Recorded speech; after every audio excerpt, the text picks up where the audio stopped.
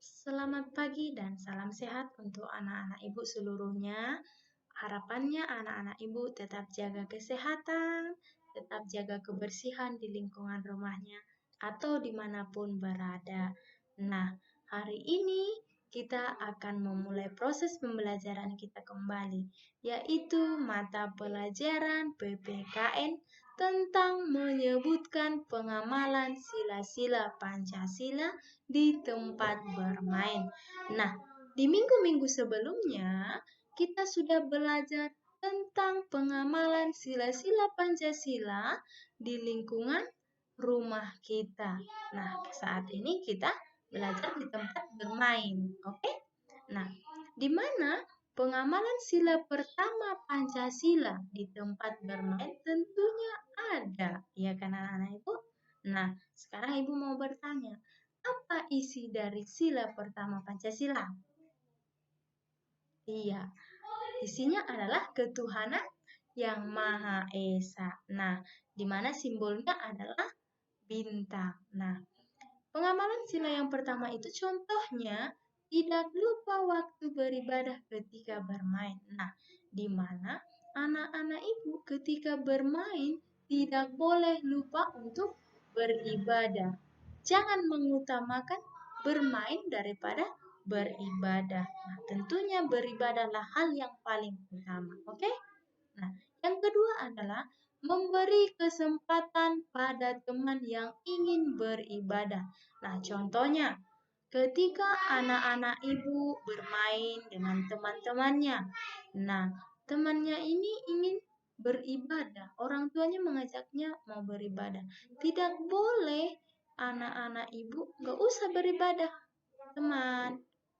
Kita bermain aja, tidak boleh. Harus memberi kesempatan kepada temannya untuk beribadah. Oke? Iya. Nah, yang ketiga, menghargai teman yang sedang beribadah. Nah, tentunya ketika teman-teman kita ada yang beribadah, kita tidak boleh mengganggunya. Kita harus menghargainya. Ya kan? Karena kita diajarkan oleh Tuhan Yesus untuk menghargai sesama kita. Anak-anak ibu juga seperti itu, harus menghargai temannya ketika beribadah. Oke? Nah, yang kedua adalah pengamalan sila kedua Pancasila di tempat bermain. Nah, apa isi dari sila kedua Pancasila, anak-anak ibu? Iya, isinya adalah kemanusiaan yang adil dan beradab. Iya, di mana contoh pengamalannya adalah membantu teman yang mengalami kesulitan saat bermain.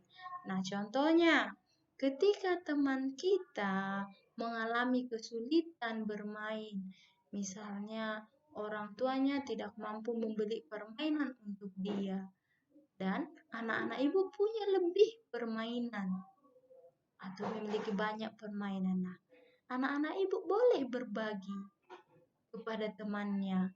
Nah, ini teman, kita berbagi, kita gantian nanti ya. Kan bisa seperti itu, anak? Iya.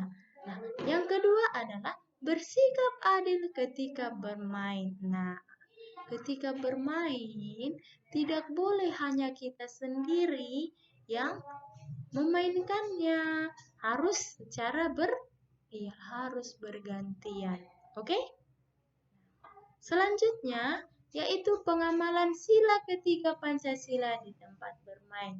Nah, apa isi dari sila Pancasila yang ketiga, anak-anak ibu?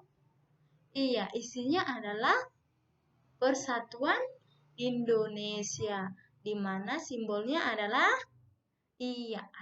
pohon beringin. Nah, pengamalannya itu contohnya apa? Ya, yang pertama adalah bermain dengan teman dari berbagai suku. Nah, walaupun teman-teman kita berbeda-beda sukunya, kita harus berteman. Misalnya ada suku Batak, Toba, Simalungun, ada Nias, ada Jawa, dan lainnya, kita tidak boleh membeda-bedakannya. Kita harus tetap bermain dengan mereka. Oke? Nah, yang kedua, menjaga kekompakan dengan teman saat bermain. Nah, ketika kita bermain dengan teman-teman kita, kita harus kompak. Tidak boleh kita hanya bermain dengan teman yang ini karena kita lebih suka dengan dia. Yang satu lagi kita tidak mau berteman dengan dia. Nah, tidak boleh seperti itu. Kita harus berteman dengan semuanya dan kita harus kompak supaya kalau kita kompak pasti permainannya akan lebih seru. Oke? Nah, yang ketiga adalah mau menerima kekurangan teman. Nah, ini lagi yang lebih penting anak-anak ibu. Nah, ketika teman kita memiliki kekurangan, sedangkan kita ada kelebihan kita, maka anak-anak ibu juga harus mau menerima kekurangan teman kita. Tidak boleh ketika teman kita memiliki kekurangan, kita tidak boleh menjauhinya. Malah kita harus mendampinginya, membantunya. Oke? Nah, selanjutnya adalah pengamalan sila keempat Pancasila di tempat bermain. Nah, apa isi dari sila keempat Pancasila anak-anak ibu? Nah, isinya adalah kerakyatan yang dipimpin oleh hikmat kebijaksanaan dalam permusyawaratan perwakilan. Iya, simbolnya apa? Ya, simbolnya adalah kepala banteng. Nah, di mana contoh pengamalan dari sila keempat Pancasila ini adalah yang pertama, berdiskusi sebelum bermain. Nah, anak-anak ibu berdiskusi sebelum bermain ini hal yang penting. Nah, ketika kita mau bermain, kita harus bertanya kepada teman kita. Hal apa yang harus kita mainkan, teman? Nah, seperti itu.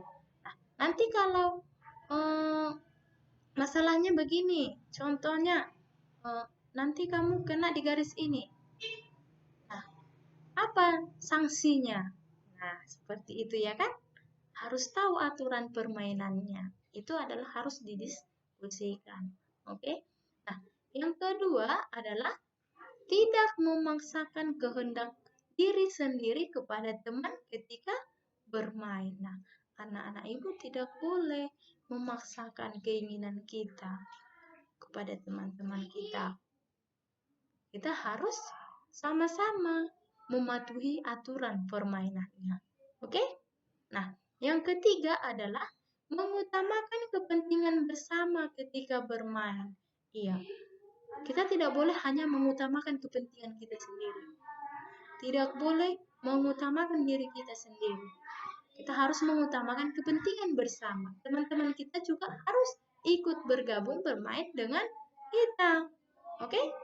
Nah, yang selanjutnya adalah pengamalan sila kelima Pancasila di tempat bermain. Apa isi dari sila kelima Pancasila, anak-anak ibu? Ia adalah keadilan sosial bagi seluruh rakyat Indonesia. Simbolnya apa?